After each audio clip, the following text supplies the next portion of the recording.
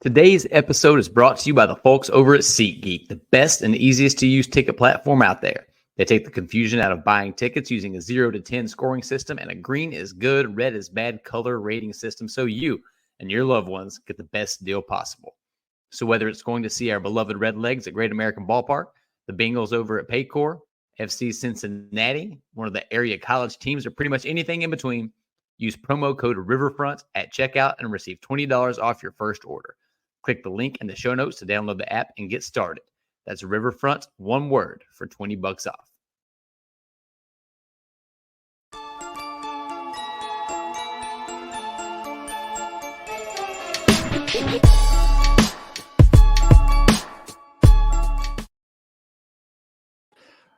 Hello, everybody. How we doing? Welcome to this week's edition of NBA Friday, part of the Riverfront Podcast Network, part of the Riverfront U feed, our passion project show where us psychopathic NBA fans just need an excuse to talk about the league.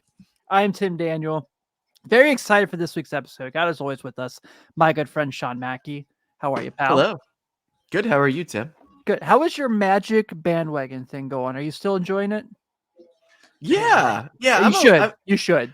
I'm still on it, man. I'm not gonna let a couple losses derail me. They're young, they're fun, and they actually have a future. So I agree. 2028 NBA champs, Orlando Magic. There we go. Yeah. Also here, you can check them out on the socials, giving you all the best player props to use every day to make some cash at Fields Focus. Our good pal, Parker Fields. What up, buddy? What's going on, Tim? I think my bandwagon team, if he's got the Magic, I think I'm hopping on the Rockets bandwagon. Big Dylan Brooks guy now.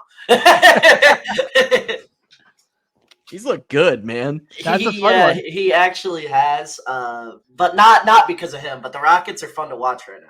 Yeah. I'm gonna have to go with the Wolves if I have to pick one, because I did pick them at the beginning of the year as my favorite over in the West. And it looks really good right now. So I have to ride that streak. You're looking like a genius right now. Yeah, got to ride that streak. Top team to get choked out in a game. Yeah, no kidding. Yeah. So we're going to get into so here's the layout for today's show. So we're going to start talking a little bit about the Draymond suspension that just broke news before we got on the air.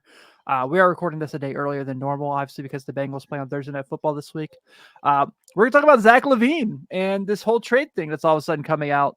We're going to talk about, we got some questions from some of our Patreon subscribers I want to get to because there's some fun ones. Our flashback segment this week, we're going to talk about the legend that is Allen Iverson and the experience of AI.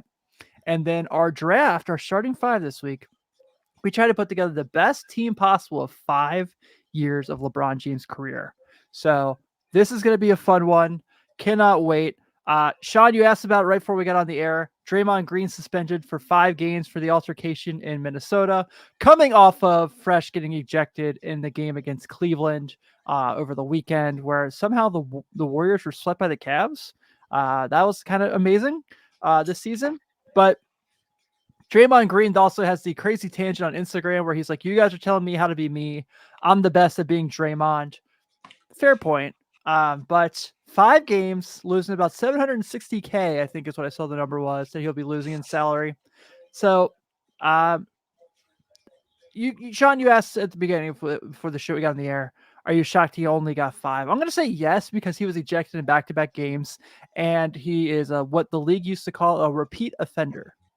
Now second all-time in ejections, too. I saw that today. Rasheed? Yeah. He passed Boogie Cousins to become second all-time. Boogie was in the league for like 9 years, and he was second all-time? That's crazy. Who's well, top? Think about no, but Boogie was in the league longer than Draymond has already. Like, because he's been out the league a year, and he was in the 2010 class. So, yeah, he's or the same amount as Draymond.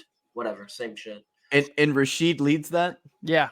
Yeah. That makes sense. That tracks. Yeah, that definitely makes sense. I'd believe that.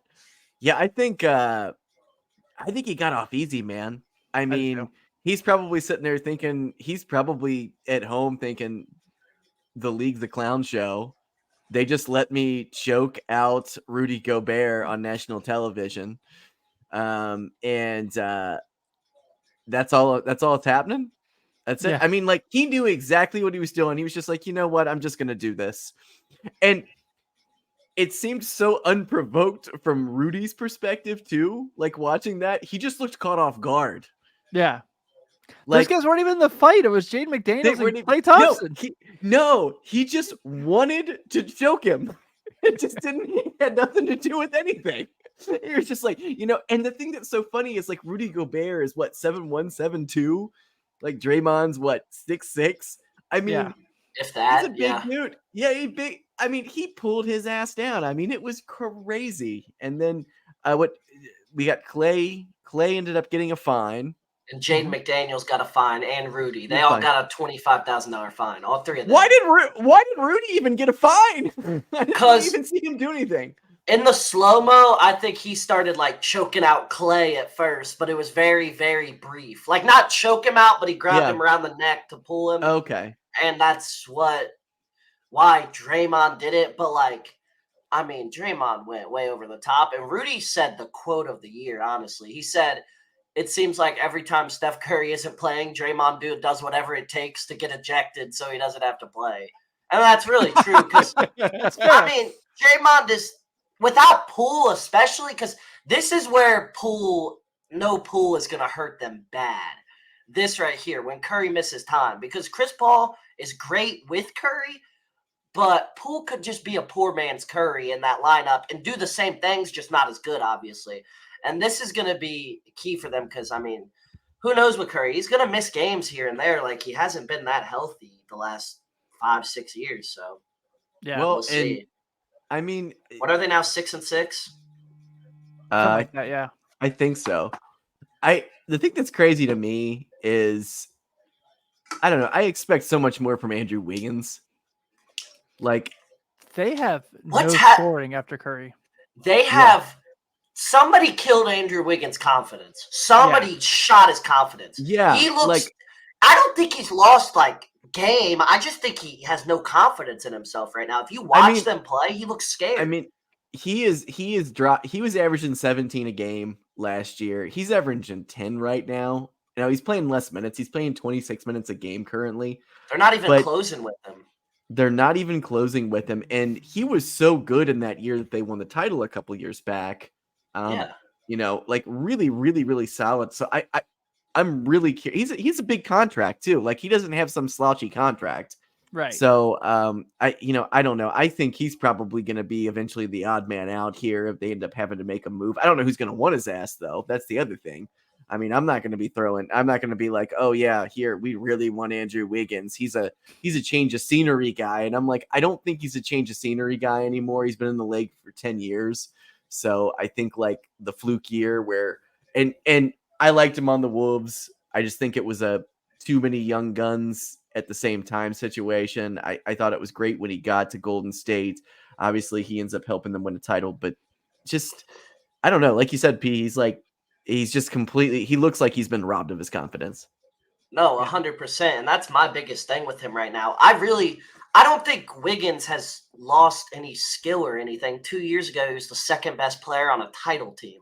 And he was an all-star starter. Now, should he have started? No, but was he an all-star that year? Probably. He averaged like 19 on the best team in the league and was one of the best defenders in the league.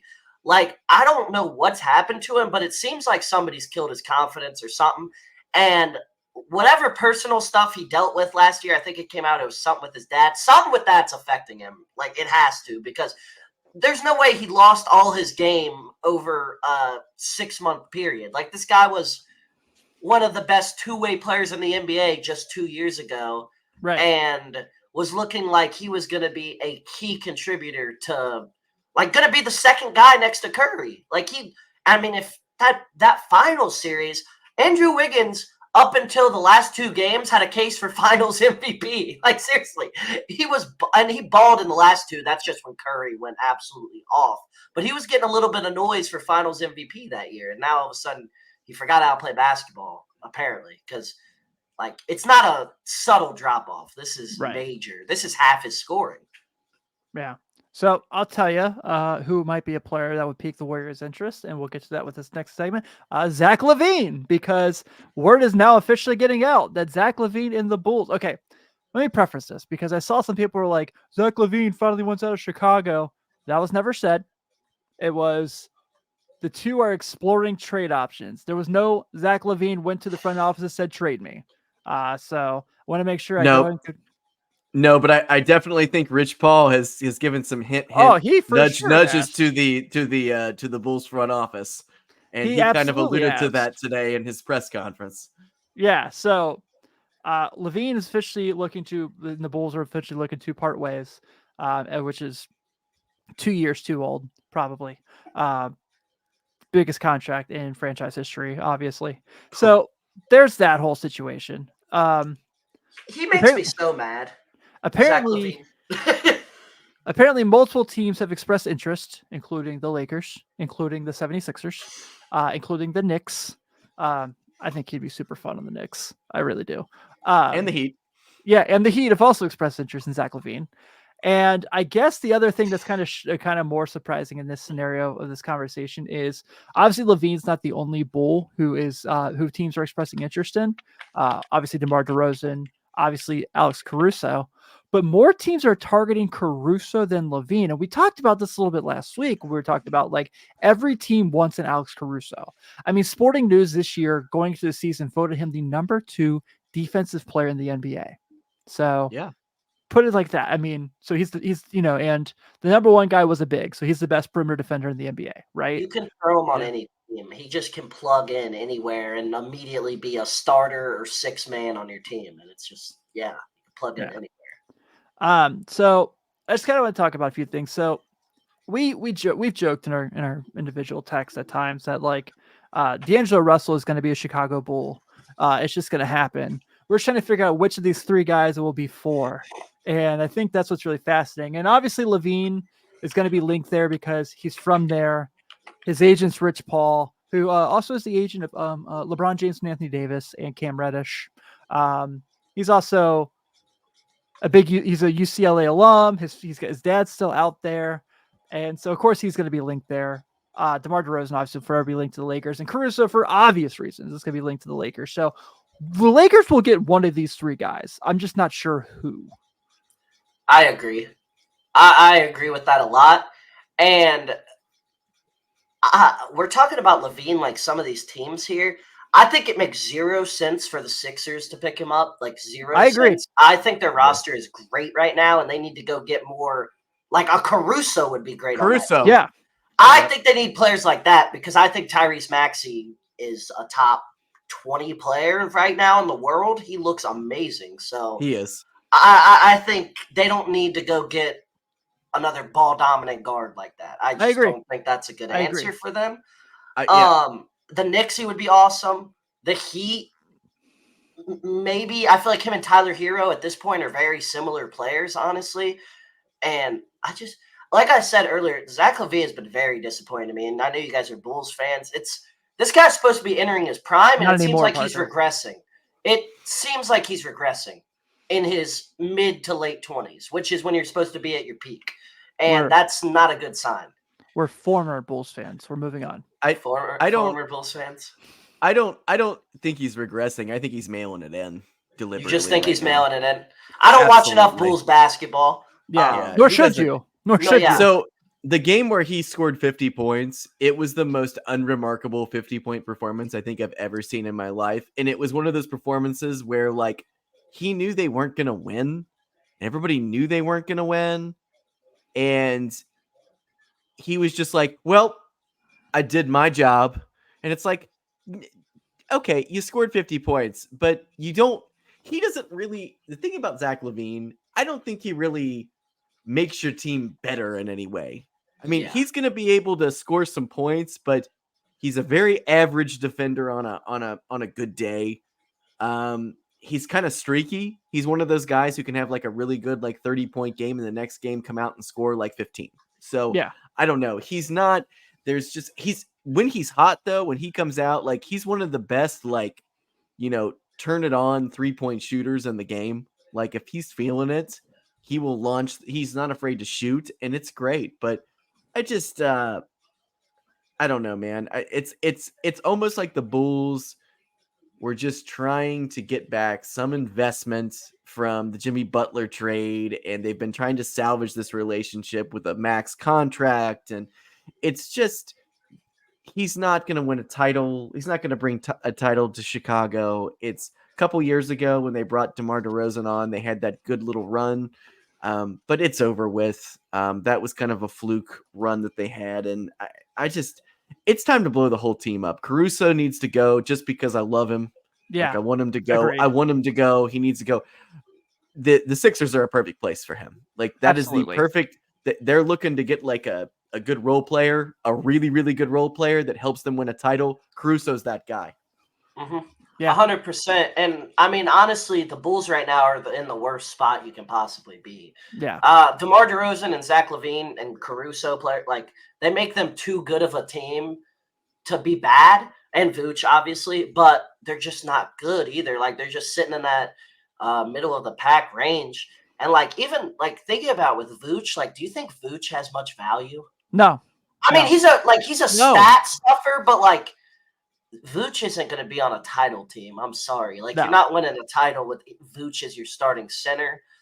He reminds me, I mean, same thing with your backup center when he used to be an all-star every year for a couple years there. Same thing with Andre Drummond. Like, I never was like he has much value, even though he was an all-star. And that's how I feel about Vooch. He looks so washed every Bulls game. He looks so washed.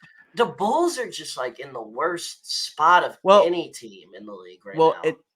And the thing is, like, they could have cashed out last year, and DeMar DeRozan had a ton of value at the trade deadline. And also, the most valuable chip that the Bulls had last year was that top 3 protected pick. And they decided to stay the course so they could, try to make the play-in, which they did, and they lost. So last year was the year to tank out. They've already blown that. And I just wanted to add, like, DeRozan has definitely regressed a little bit this year, too. You can tell, like, watching him. He's obviously, the age is catching up a little. He's still an all-star caliber player, but, I mean, last year and the year before were some of his best years of his career, and this is starting to look more like San Antonio DeRozan again. And, like, he's starting to regress a little bit, which obviously he's 34 years old. That's going to happen. And yeah, his value was definitely going to be a lot higher last trade deadline than it is this trade deadline. And I just like, what do you get for, like, what moves the needle for, like, LaVine? Like, if you're the Warriors, what do you give? Like, Kuminga, Moody, and something for LaVine? Kuminga, Moody, and a pick. Yeah. I mean, I know people are going to disagree with me because of the hype here. But do I think Zach LaVine could totally do what Bradley Beal's supposed to do in Phoenix? Yes. Yeah. I absolutely think he could. 100%. I don't think there's a significant talent difference between those two at all. I really don't. And what the hell did the Suns give up for Bradley Beal? They mortgaged their franchise. So I don't think a team's going to be doing that by any means. But do I think the Bulls could get a similar package if that's what people are paying for Bradley Beal? For Bradley Beal? Then yes, absolutely. I think the Bulls can get something for him. My question, like, because I'm just asking, like, from the Warriors standpoint, because I think they're damn near the same spot as the Bulls. Because I'm going to be honest, that's what I'm saying, because I think they're in the same spot as the Bulls damn near, just a little bit better version, because that core is washed. I'm sorry. Like, Curry, obviously still one of the best 5 to 10 players on the planet. He's amazing. But Clay he looks awful right now.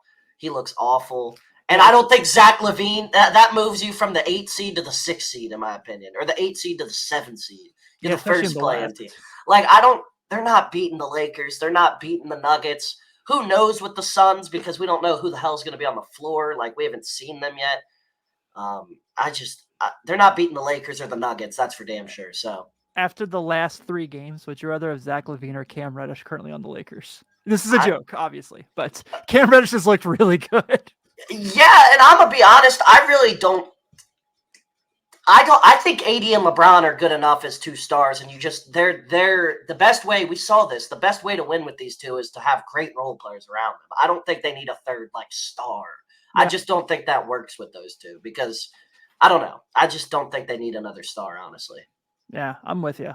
So this LaVine thing's going to shake out some way or another, probably with him still being on the Bulls in April.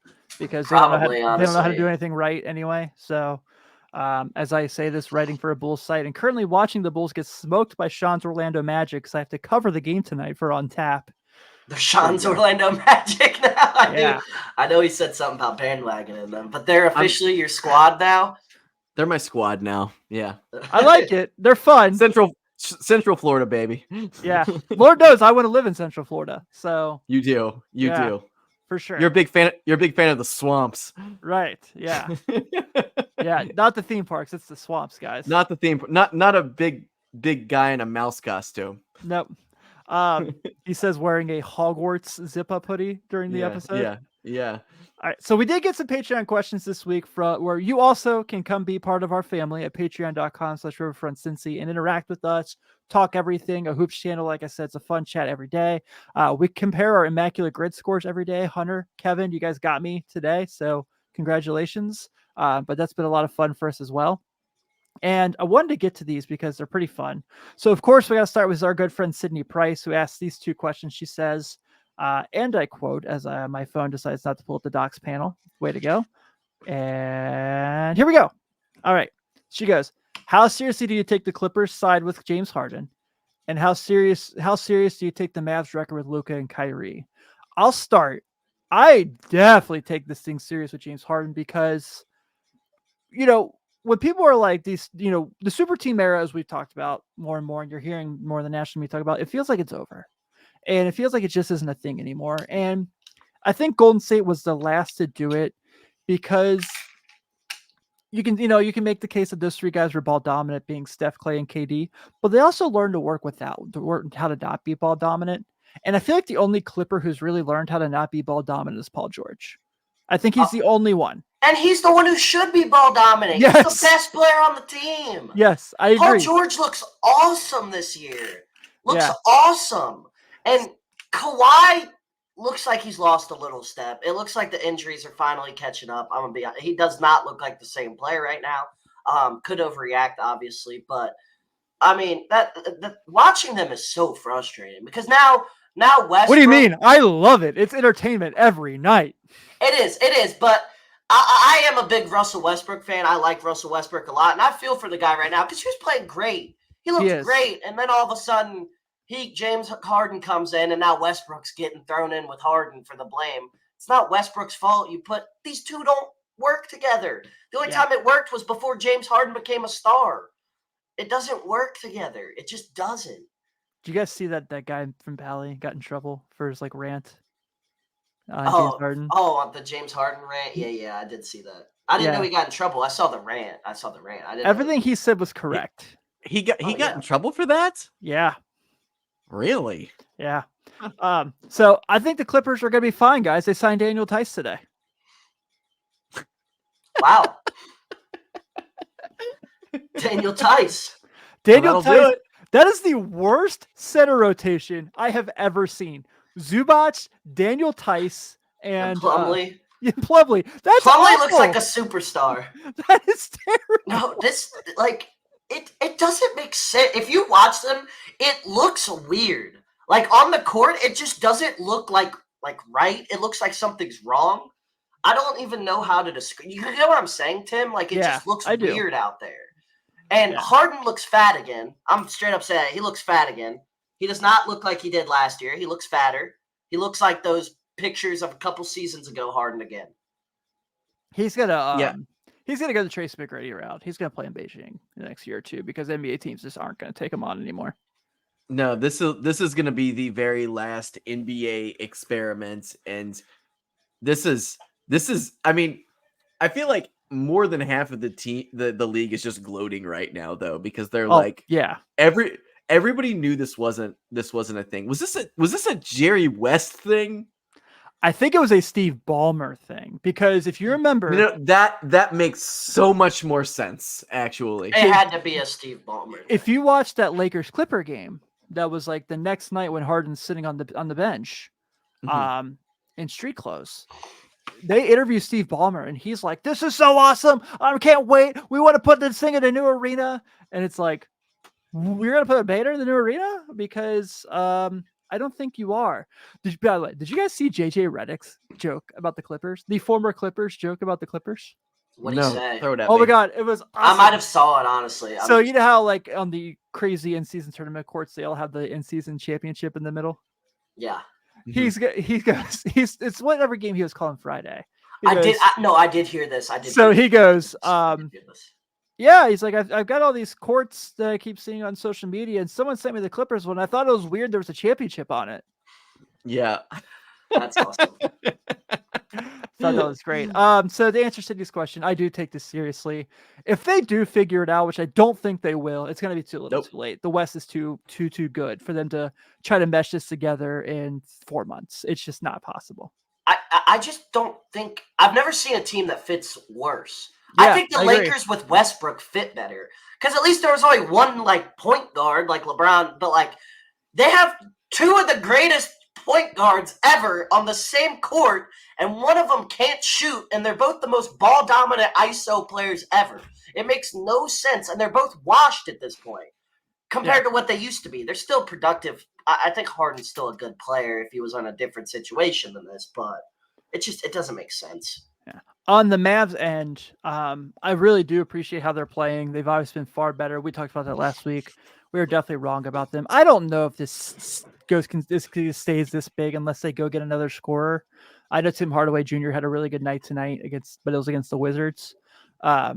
So I think they're a playoff team if they keep things are going the way they are. It's just like I just said about the Clippers. Like, are they better than Denver? Are they better than Los Angeles? The Lakers, that is. Are they better than Phoenix? So Phoenix puts it all together. I just don't see that. I think they're in the playoffs, but I do not think they're a home court advantage team. Nah. No. Yeah. All right. So our last question from the Patreon, good friend Hunter Martin, who's also in their Riverfront Hoops chat, really fun guy. This is a fun one. If you could redraft the 2021 NBA draft, who do you think would go top 5 now?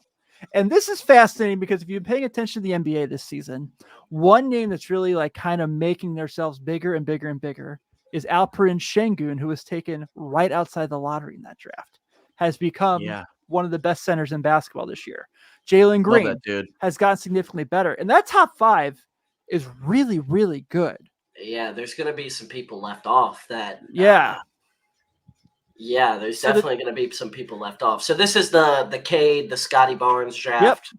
Cade, Jalen Green, Evan Mobley, Scotty Barnes was the first 4. Giddey was 6th in that draft. Do you want to? Are we all going to like go around and give our top 5? I'll just kind of get your thoughts as far as to kind of keep it short and simple. Who would you kick out and who would you put in? Okay, so who was the top 5 then? The first pick was Cade, second Jalen Green, third Mobley. Who was the 4th pick? Scotty Barnes. Who was the 5th pick then? Suggs. Yeah. Okay, so Suggs is obviously just booted. He's out. I'd probably put Franz in over Suggs. Franz is in, and Jalen Green is booted for Şengün. I think and Jalen Green's great, but he's been awesome. Yeah. But I just don't. I think Şengün's better at this point. I completely agree with both of you on that. That's exactly what I would pick. Yeah, and it's no slight to Jalen Green. He's been awesome. And it's just, I mean, you can't kick out Cade, you can't kick out Mobley, and you can't kick Scotty Barnes has taken bigger leap than anybody this year. So him and Şengün. Can you believe that the Warriors took Kuminga over Wagner or Şengün? Because I know. We did a mock draft back on the old network, and I took Franz Wagner there, and I got text messages. They were like, "They're not taking him," and I was like, "What do you mean? He shoots. They shoot. It's what they do." I think he would have been a great fit for them. I really do. Absolutely would have been. And then who else is there? So I thought Jalen Suggs, I think he's starting to be pretty good now. I really do appreciate. I don't think Jalen Suggs is awesome by any means. I'm not going to go in here and like blow smoke up his head. I wasn't big on him coming into the draft though either, to be honest with you. I liked Scotty. Everybody, you remember how crazy it was that they took Scotty Barnes over Jalen Suggs? I liked that pick at the time. Yeah, because looks good now. I have Tim. I know you're exactly the same way. We've talked about this so many times. Our weakness in the draft is 6'9" athletic freaks that like Could be That's me. amazing. No, that's me too. Like, That's me. I'm all for those guys over a traditional point guard that you kind of know what he's gonna get. Like, I'm all for those guys. Besides Koulibaly, not on him, not big on him. He's But everybody not good. else. He's not good. But other guys, yeah. Yeah, I mean, look, I'm the guy that tried to that believed in James Wiseman, and that looks awful. And I will own it. I was too. I will own it. Everybody was, man. It wasn't just you guys. We talked about this when that trade went down on this podcast last year. I don't know if Sean did, but I know me and Tim were both like, "This is a great move by the Pistons." Like we were like, he's gonna revitalize his career, and it just hasn't happened. I still haven't given up. I understand him not getting minutes over Jalen Duren because Duren's been great. I don't understand him not getting minutes over Marvin Bagley. Like Marvin Bagley is the same player he was when he was drafted. He is none of this. It's just been this. Maybe a little of this. At least Wiseman has really only played like one season, so he's still got some untapped. He was dominating the summer league this summer. He was like a fourth-year player in the summer league, but he was dominating. But he really is like he's only played like one season, really. So it's like when Severe Wheeler for Washington played against NKU last week and he dropped like 31. It's like, isn't he 24? Yeah, that Kentucky's point guard. He was on Georgia first too. Yeah, for sure. So let's go ahead and get to this week's flashback segment. I do want to say thanks again. We will happily take any questions that you guys want us to answer on a week-to-week basis in the Patreon group. So keep sending them in. Flashback segment was one that I recently just got tapped back in to watching old Allen Iverson highlights and just so fun. And I went back and I found that Book of Basketball episode that J.A. Adon did with Bill Simmons in 2020. I sent it to you guys today. And the way they described it is like the perfect thing. It's to understand Allen Iverson, you had to be there. And it was one of these things where it was just like unbelievable phenomenon. There's so many ways that he changed basketball, whether it's just like the attitude, the swagger, really kind of was the first combo guard. I mean, Isaiah Thomas, Magic Johnson, those guys weren't playing the two. Yeah. So, Shaq really made Reebok basketball a huge thing. Allen Iverson took it to whole new levels. Yes, he did. And so, Parker, I know we kind of do these pretty often. We go a little older than you. So I'm trying to think. Your probably first Iverson experience is what? The end of his Denver run right before he goes to the Pistons? I remember the whole – because I started watching basketball really. Like, I remember when I was like 5 probably. So pretty much right when he got to Denver. Like, I remember he was still an all-star level player. I don't really remember him on the Sixers at all. But I remember – You might remember his second Sixers tenure. Yeah. I remember that. But we all avoid that one. I remember him on the Nuggets with Melo and everything. I remember – was he on the team that made the conference finals run? Was he on that squad, or was that a year after? I think that was the year after when they traded him to Detroit for Chauncey. And then he just kind of fizzled out at like 32 years old, right? 33 years old. Yeah, his last year in the NBA, he was 34. Yeah, and was that with the Grizzlies? Yeah, he had those like 2 games with the Grizzlies. Oh, yeah, he was on the Grizzlies too. And they benched him, and he was immediately upset. I'm like, why did we not talk about this? You know, when we signed up, it's like, did you think you were going to start in Memphis right now? Like it. Amazing. So, Sean, I know you also are one who is fond of Allen Iverson. You've shared your story in the past about when you got your hands on the question ones for the first time. I know we recently sent away a PSA graded Allen Iverson rookie card for you. That was pretty cool. But it's worth about $3. That's okay. That's all right. 1996 NBA draft, one of the best drafts of all time. He's the #1 overall pick. Yeah. 2001, he freaking at 6 feet tall with shoes on. Let's call it what it is. Yeah. Takes that team to the NBA championship against the Super Lakers. Yeah. His whole time in Philadelphia played with 2 All-Stars. That's it. Yeah, he is the quintessential drag your whole team to the NBA Finals guy. Like, I mean, looking back on that, so what year was that? 2001 or was 2001? 2001. So their center was Matt Geiger. Yeah. Whose mansion is occupied by one John Travolta in the Punisher movie. Just wanted you guys to know that. So fun movie fact.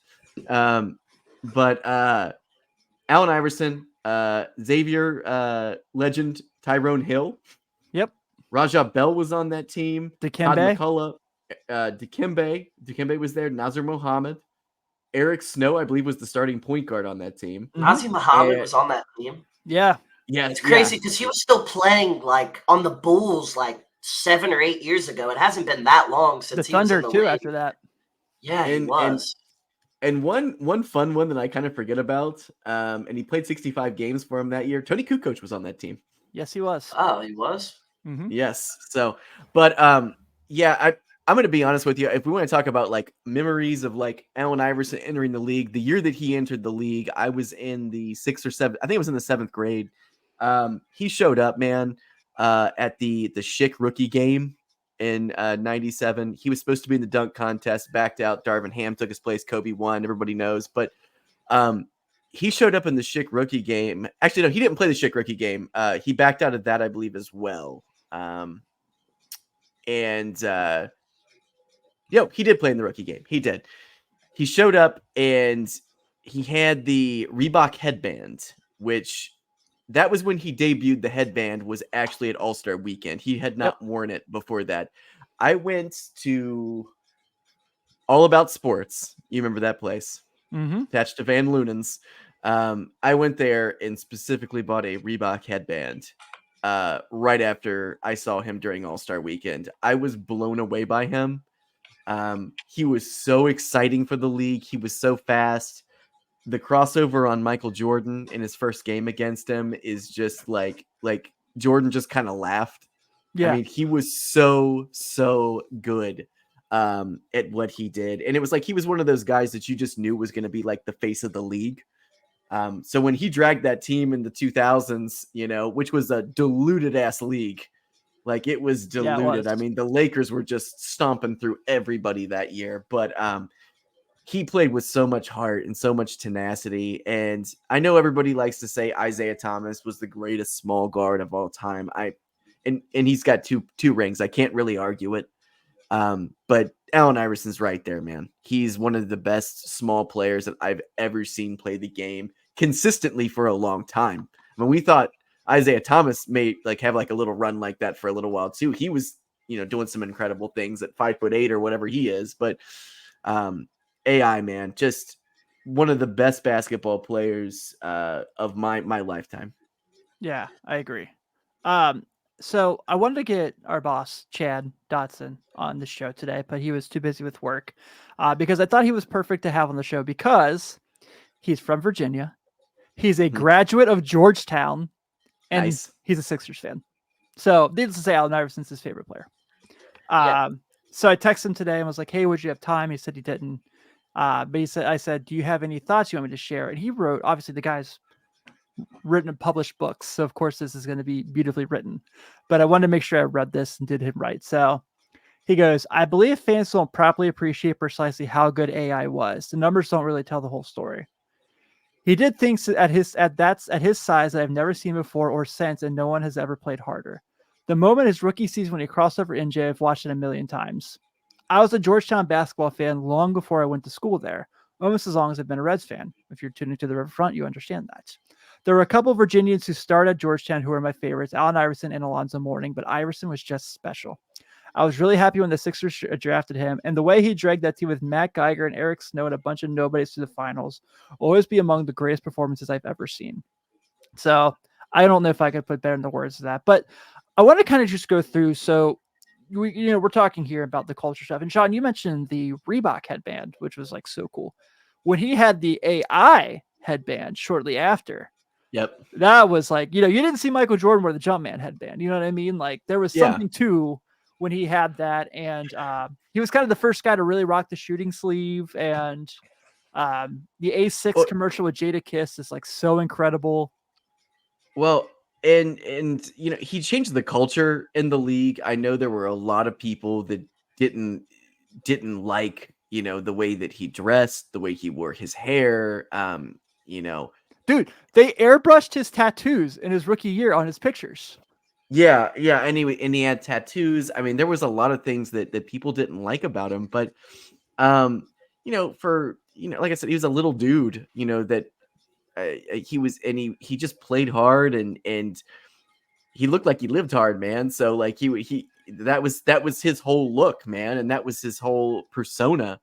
And I think it scared a lot of people at the time. And then, of course, there's a really good documentary that came out back in 2010 called No Crossover, The Trial of Allen Iverson, where I watched that. I was about to mention that's what I was going to mention. He went to jail, correct? Like when he was in high school for like a bowling alley incident. He was sentenced to 15 years in prison, but after 4 months at the Newport City News Farm Correctional Facility, Iverson was pardoned by Governor Doug Wilder and was released from custody. So good documentary. It's one of the original 30 for 30s. It's directed by Steve James, the same gentleman who wrote and directed Hoop Dreams, one of the greatest documentaries, not even sports documentaries, but greatest documentaries period ever. Yeah. And I was completely unaware until 2010 that any of that had happened. I had no idea about any of that. No, that's a great documentary. All those original ESPN 30 for 30s are awesome. That one's great too. So I was gonna mention he was also a 5-star recruit, I believe, as a quarterback. Yeah, he was. Yeah, he was one of the top quarterbacks in the country. I know he was Mr. Football in Virginia, and he was one of the best quarterbacks in the country. I know that as well. Yeah, Allen Iverson is known as the greatest high school football player from the state of Virginia that also produced Michael Vick. It's incredible. Yeah. He was pretty good, I'd say. Yeah, you can say that he did his thing. So a couple of things I wanted to mention before we got to the last segment about Iverson. So that Denver team that Parker mentioned earlier, that was also a super fun team. Guys like Steven Jackson and Matt Barnes, who have the Up and Smoke podcast, a great NBA podcast, by the way, talk fondly of all the great things that Allen Iverson did for them and what he brought to the league. Sean mentioned the culture earlier. One of my favorite Iverson moments that I feel like is not talked about enough. I know everyone brings up the Ty Lue step over. Everyone brings up the Jordan crossover. The last All-Star game when players could wear their own jerseys, Allen Iverson wore number 6 as a tribute to Julius Erving. Yeah, that's awesome. That was like super cool. And of course, that 2001 season was unbelievable. So I kind of wanted to laugh at this because I didn't remember this till I listened back to that Book of Basketball episode. But everyone always talks about Ty Lue getting stepped over by Iverson, and acts like Ty Lue was really good in that series, and he was scout team Allen Iverson, and he took it so serious that in practice he wore a headband and a shooting sleeve to mimic him. That's sick. That's awesome. Yeah. So, because I think he already had the cornrows before that, if I remember correctly. He did, I believe. It's also funny because like people who don't know like Ty Lue, the basketball player, they just know him as the coach. Would never like predict he had cornrows back in the day. Like it's just kind of shocking the way he looks now. When he went to Orlando, was on that team with Tracy McGrady. Like he was freaking good, man. He was really good. So yeah, I wanted to make sure we gave AI some love in this week's flashback. I did want to mention also, his Sixers team is the worst 2K legend team you could ever have. They're so bad. It's like Eric Snow, old Mutombo, and AI. Todd McCullough. They're like a 78 overall every year, even though it's a legend team. George Lynch, Aaron McKee. Aaron McKee, just because of AI. The ghost of Vernon Maxwell. Yeah. Yeah, it wasn't that whole Eastern Conference also just like horrible that year though too. It was like the Bucks and Ray Allen were like the team that lost to him in the Eastern Conference Finals, and they weren't a great team either. There's that, but the first round of that year, the second round, they play Toronto, and it's Iverson versus Vince Carter, and the series is incredible. Yeah, no, I've watched stuff on that series. It goes to Game 7, but the day of Game 7, Vince flies to Chapel Hill, gets his degree from North Carolina, and comes back for the game. And like Vince Carter, I think Game 5 goes nuts. Iverson goes nuts for Game 6 to force Game 7, and they win. It's an awesome series. It's up there. I make reference all the time to the 1997 first round Eastern Conference Conference playoffs, Miami Heat Orlando Magic series when the Magic are down 2-0 and Penny goes nuts for 2 games to force it to game 5, and the Heat This end is up no winning. Shaq too, right? Yeah, this is the first year post Shaq. This is like Horace Grant is his second best So player. was this before Penny started getting the injuries? So It's this like is when you would. So he's still Penny at this Yeah, point. this is like with the Yeah. last year or 2 of Super Penny. Yeah. Because he goes to Phoenix and he's pretty good with Jason Kidd, but he's not. He's Anthony at that point. You know what I mean? Like, Yeah, which is, I mean, I wasn't alive, obviously, but like, just his highlights are some of the most fun highlights to watch. Like, seriously, he's awesome. yeah. I can tell he would have been one of my favorite players because he is my favorite player. Yeah. He's my Yeah, play he's- style that I enjoy. I enjoy players like that do a little. I always love the guys that do a little bit of everything. So I would have loved him. He's my I don't play my player too often because I'm trash at it, but I always use the Penny Hardaway build. Okay. Because You have to. It puts I'm you always- put you at an advantage immediately. I'm always curious to know what I would look like at 6'7". So no different than I do now, just not 5'9". All right, so shout out Allen Iverson. Want to make sure we gave you some love there on this week's flashback, and that brings us to our starting 5, which is going to be a fun one because we're all drafting the same player, just different years of that one player. So we're doing the first 20 years of LeBron James' career. Here's what's fascinating about this. There's only 3 of us. So we're going to leave off 5 years of this. Obviously, we go through this list, and there's so many things to mention of his accolades. 4-time MVP, 4-time Finals MVP. Was he 19-time All-NBA, 19-time 19-time NBA All-Star. All-Star. Like 17-time first team All NBA. Yeah. 4-time first team All Defense, multiple times second voting Defensive Player of the Year. I do think he should have won Defensive Player over Marc Gasol that year in Miami, but that's for another day. 10 NBA Finals appearances. I mean, we can go through this forever, and we probably will because he's still doing it, and it's unbelievable. I mean, he looks more athletic this year than he has the last 2 years, and that's frightening because he's 39 this year in a couple weeks. Yeah. So that's And wild. he said yesterday too. He said he doesn't feel like there's anything on the floor he could do better when he was in his 20s than he can now. Which, I mean, I believe him, honestly. I How truly can you believe not? him. I mean, Yeah. I will say this. I don't think he's the best player in the world right now, but there's still nobody that could take over a game for 8 minutes better than him. Like, he'll randomly have – he just coasts a lot now. Like, he'll have 10 points midway through the third, and then all of a sudden you look up and he's got 24 in the middle of the fourth, and you're like, what the hell? Like, as soon as it hits fourth quarter, he takes over. End of the third, winning time, he just takes over still. And nobody can stop him still. It's crazy. Yeah, I agree. All right, so I have the first pick because this was my draft. And I thought, somehow, some way or another, say the easiest pick for a best LeBron year. I'm going to go 2012, 2013. So that's the second year the Heat win the title. He is first to All-NBA. He is the Finals MVP. He is the MVP. He's first team All Defense, and he won the gold medal that year. He put up 27, 8, and 7 that year. And that Heat team, of course, that's the year of the Ray Allen shot to force overtime for them to force Game 7 against the Spurs. Which he's never ever given credit for that game, even though he had like 40 in that game. But 2012, 2013 LeBron, super, super easy pick for me. So That's the right answer for the number 1 pick. That's the right answer. Yeah, that's the easy right answer. It's the boring answer, but it's the right answer. So Parker, you are at pick 2. Okay, so there's a couple choices here. I'm definitely between, but I think I'm going to end up going with the 2016 LeBron. It's arguably his worst regular season of all of these. Like, seriously, I mean, he was first team All-NBA that year, but if you take a look at his numbers, I have to pull it up because I know for a fact it was really bad. Yeah, he shot 30% from 3 this year. It was arguably one of his worst regular seasons he had in his career. But that playoff run, the 3-1 comeback, winning the title for the Cavs, just outweighs everything that I think it has to go here. Even though it's not one of his best regular seasons, it's his best playoff run, arguably, and it's the most iconic playoff run. So I'm going to go with 2016 LeBron. I like it. So Sean, you got the next 2. Okay, so you ended up taking 2012, 2013. Is that correct? Yep, and Parker took Okay. 15, 16. Okay. No. Okay. All right. So I'm going to go with the year before Tim's. I'm going to go with the 2011-2012, his first NBA championship season. He was just in his prime at that point. He finally wins a ring.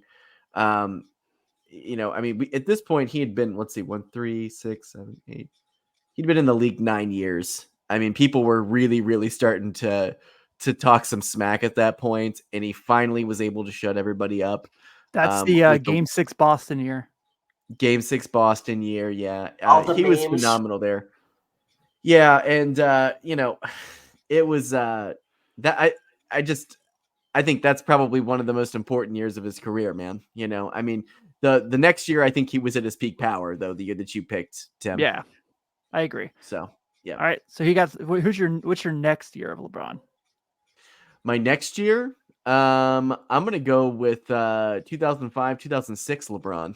Oh, first playoff year LeBron.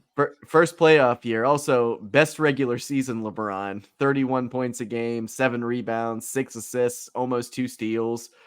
He was playing 42 minutes a game. So he was 21? He was 21. Yeah, so the year previously, he played 42.4 minutes.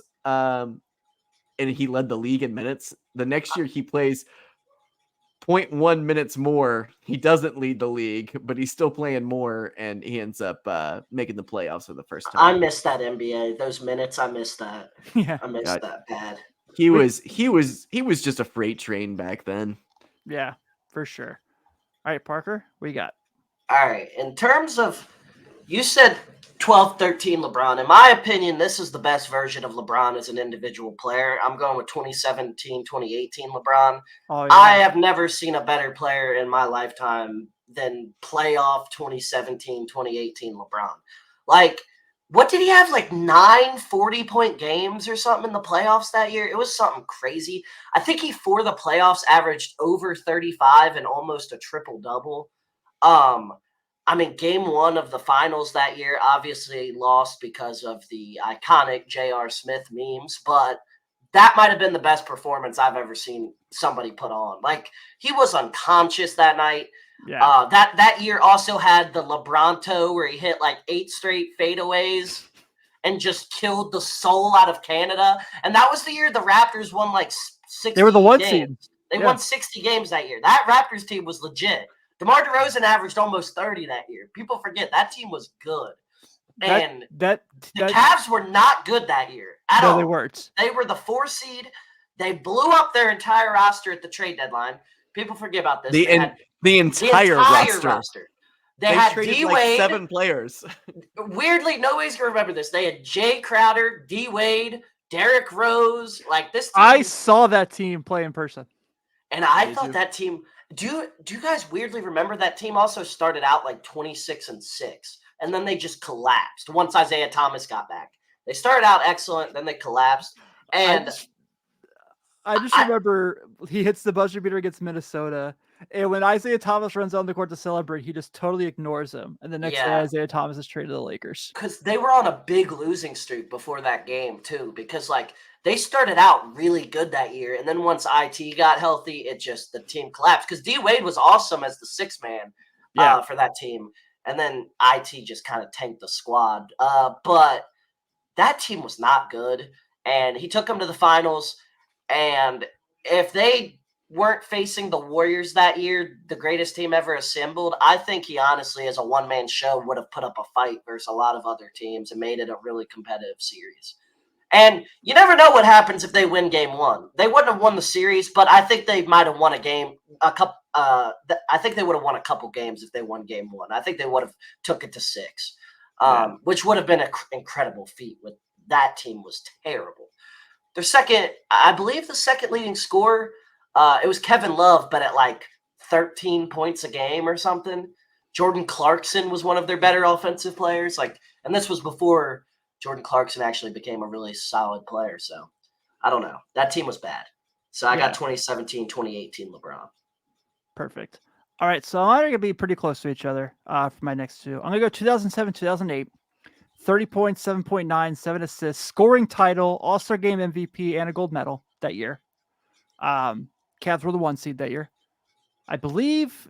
And then, wait, that was that the 25 in a row against Detroit year? Or was that the year before?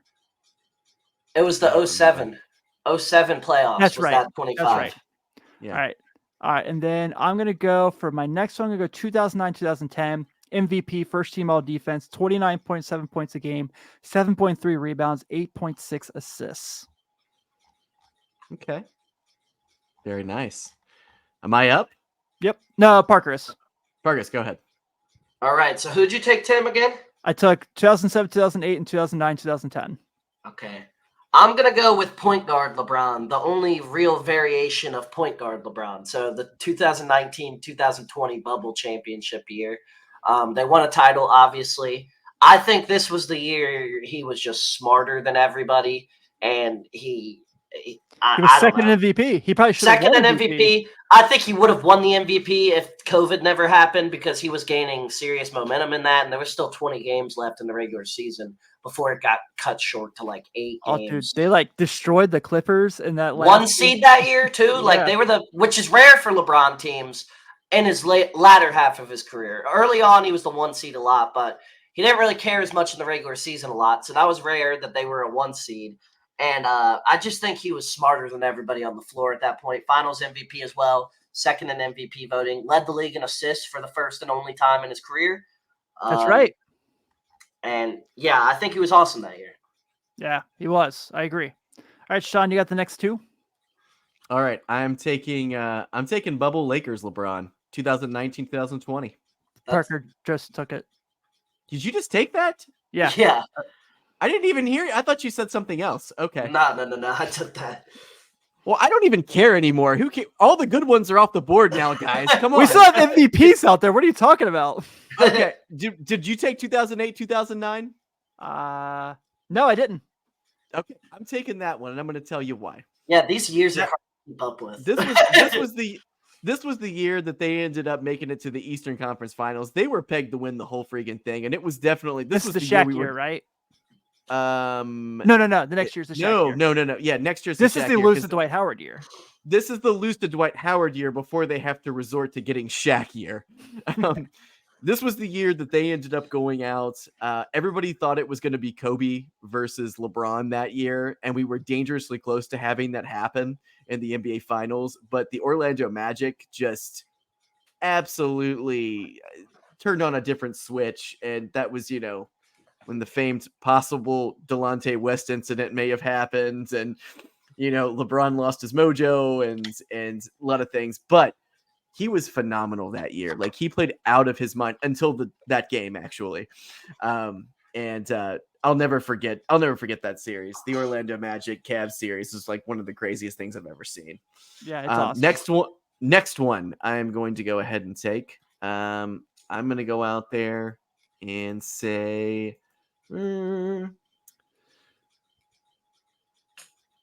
hell, I'm gonna go with rookie year LeBron. Have we taken that one yet? Nope. No.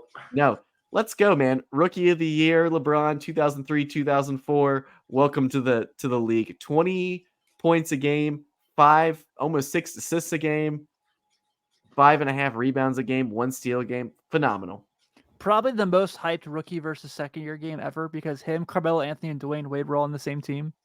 Yeah, I missed that game. I used to love that game. It's the best. It was the best. Like, Future Stars is fine, but that was the best. No, it was way more fun when it was rookie versus sophomore. That was cool. I didn't once they combined it. It just, I don't know. It wasn't the same. Yeah, I agree. So Parker, you have your 4th pick. Okay. The sad part is a lot of these seasons now are the crazy thing about LeBron. He averages just about the same stats every damn season. And now there's another, I don't think there's no more titles left. So now we're picking some different stuff here. I guess I'm going to go with 37-year-old 2021, 2022, no playoffs LeBron. Because he was absolutely dominant. He averaged over 30 points a game that season. The most since he was 23 years old at 37. So it was an awesome season individually. Incredible. Obviously, the team wasn't great, obviously, but he was awesome that year. I remember he had 56 on the Warriors one game. on ESPN. I remember that game, and he had a great year. He was so fun to watch, and I think that year showed he's still, scoring wise is still just as good as anybody. He dropped 30 a game as a 37-year-old, which is just unheard of. So, and would he have won the scoring title if he was eligible? He would not have, but he was like, because Joel Embiid wasn't he like 0.1 off or something? Yeah, he was crazy? super close. Like Embiid won it, and I think he was like he was less than a point behind him. Yeah, it was insane. All right, let's see what we got here. Yeah, you guys are right. This is starting to run together. It is. All right, I will take 14-15 because that's the first year back in Cleveland. He brings them back to the title. God. He takes them to the title where Kevin Love gets hurt in the Boston series because Kelly Olynyk has the dirty foul. And Irving goes down, right? And Irving goes down in game 1 of the finals against the Warriors. And they still manage with him and Matthew Dellavedova to take a 2-1 lead before everything just falls apart. Because that was the game where Matthew Dellavedova played so hard.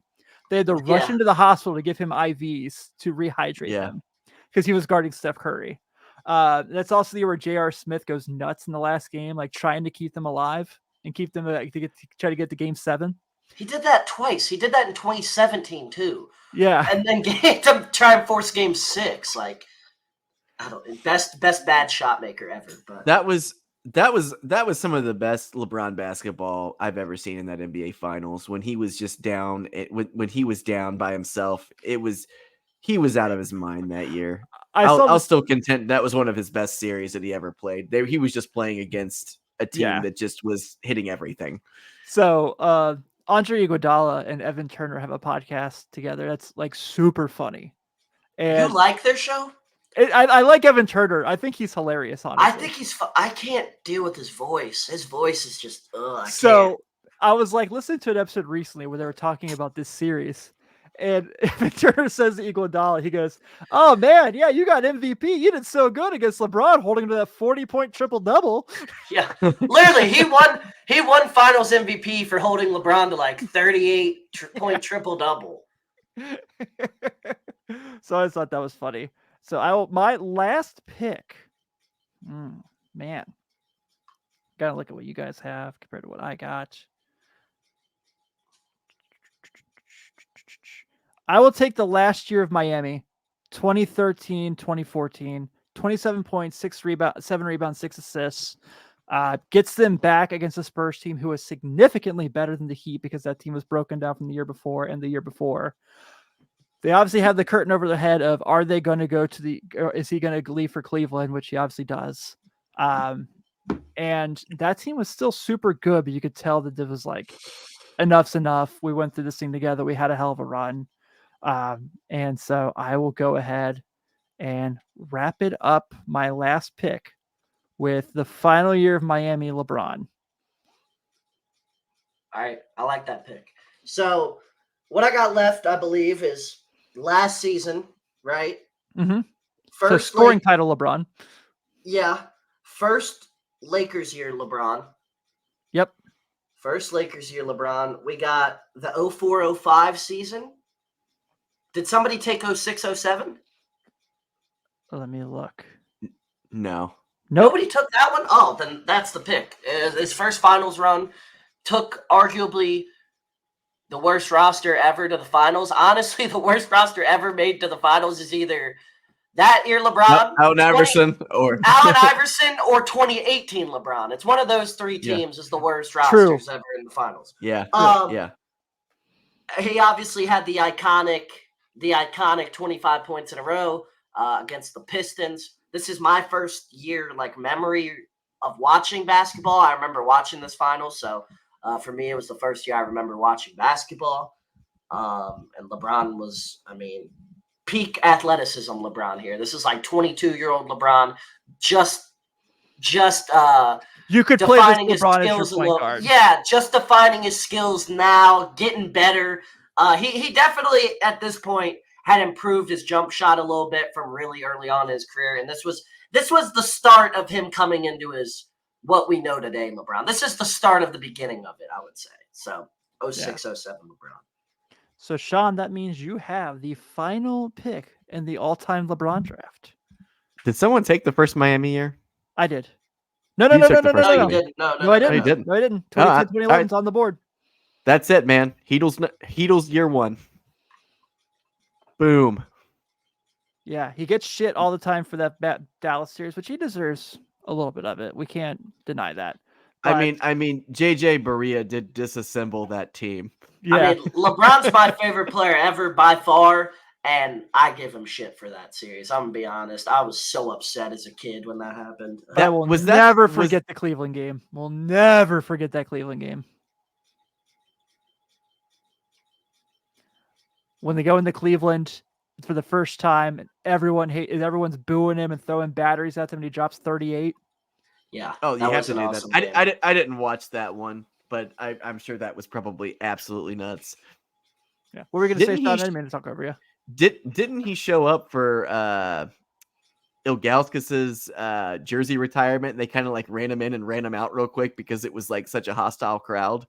No. So they did. His last year in Miami was when they did that. And Okay. LeBron shows up in Cleveland. He's in a box. They show him on the Jumbotron, and everyone starts chanting, "Please come home."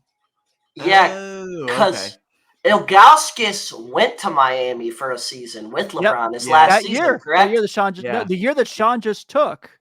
Yeah. Was the Ilgauskas Yeah, year in he was Miami. on. I was about to say he was on the Heat. He was the starting center, I believe, for a good portion of the season. Yeah. Yeah, it was him and Joel Anthony were the centers. Oh, I remember Joel. I remember he was like a 55 overall in 2K, but he started on the best team in the league. It made no sense. But Him and Mario Chalmers. Yeah, which I'm playing with that team right now in a franchise mode on 2K because they have the new Eras thing now you can Yeah. do. And just for fun, because I love his show, I traded for Jeff Teague to be the point guard. oh, he's hilarious. Oh man, that team rules. Jeff Teague, Dwayne Wade, LeBron James, and Chris Bosh, and we just run people off the floor. I just talking about that squad right now is making me think. As basketball fans as a whole, everybody out there, we need to not take this era right now for granted because the NBA is so much more talented across the board today. Like, Absolutely. Mario Chalmers would not be in a rotation today, and he was No. starting on the best team in the NBA. Joel Anthony would be playing in the Australian NBL today. Like, and he was starting in the finals. Hey, Trenton's playing over there. Take it easy. Okay, yeah, but that's different. He's up and coming. I'm just saying, like, it's wild. It's wild the talent difference in the league today. Yeah, I agree. All right, so a couple things before we get out of here. First off, Parker, you are now in charge of picking next week's draft. Okay, I'll have to think about it. I don't have. Wait. Let me think real quick. All right, I got one. Let's do our best lineup today. We haven't done that. Let's do our best lineup today in the NBA right now. So we're taking the best, Best starting five that you Okay. can build in the NBA today. Like we did the GOATs draft, we're gonna do that with current players. Okay. Man, I can do that. some of my goats are probably gonna be on my team. Oh, for sure. Sean, you'll be happy to know that your Orlando Magic's Paolo Banchero just hit a buzzer beater over your former team, the Chicago Bulls. There you go. Stick it to the man over there. Yeah. And Deep down, Sean's heard about that though. No, I'm really not. No. I'm totally in the camp of I want them to lose because that's the only way they'll change. Yeah. Like I'm there. They're not going to win anything this year. Let them lose out. Hey, How are they going to learn? How are they going to learn? I had to give one good laugh because They're grinding for that 8 seed. I had to get one good laugh in for the show to end this because our first episode, when we did our flashback thing, we talked about the bubble. And Lou Williams was recently a guest on Paul George's podcast and said most Clippers thing of all time when he said, "We heard that people weren't going to respect this championship, so we took our foot off the gas pedal." He said it on the Trae Young podcast. He was on both last week, but he said this on the Trae Young podcast. So let's reiterate the teams that were in the Final Four of that. The Lakers, who won the title, who have won the title in every decade besides the 90s since the 50s or 60s. Yeah. The Boston Celtics, who hold the most championships of anyone in the NBA. The Miami Heat, who do not take a day off. And the Dallas Mavericks, the Denver Nuggets, who just won the NBA title with the best player in the world. So if that's not a Clipper thing to say, I don't know what is. That's the most just like non-competitive thing I've ever heard an NBA player say. Yeah. Seriously, that is just Took so our feet off the pedal. That is just like as a competitor, how do you say that type thing? Like that's just I don't know. I didn't like that. Yeah. But it was hilarious because it's such a Clippers thing to say. And I'm sure Kawhi Leonard would not agree with that statement. I don't think Paul George would. I don't think Paul George would either. Because I think if he said that on Paul George's podcast, Paul George would have said something back to him. Because I don't know. Because I know he was on both this week, and I think I saw that clip was on Trae Young's. I couldn't want to watch a podcast less than Trae Young talking to people. Yeah. Paul George's podcast is really good. It is. I really like the Norman Powell episode. Yeah. I think JJ's got it on lockdown right now. I think he's got the best basketball player pod. Of player, well, he's Bill Simmons at this point. He's just a journalist at this point, honestly, Right. Analyst. Though Jeff Teagues does make me laugh. I mean, those have the best like social clips. Yeah. He talks. The way he talks is just hilarious. So I agree. But we're going to go ahead and wrap up this week's edition of NBA Friday. Thank you guys so much for tuning in again. This was another fun episode. Next week, like we said, Parker's draft will be picking our current top starting 5 of current active NBA players. So this draft will go Parker 1, Sean 2, and I will round out to continue the rotation going. But on behalf of Sean and Parker, we're going to wrap this up. Everyone have a good night, and we will see you all soon. See you guys.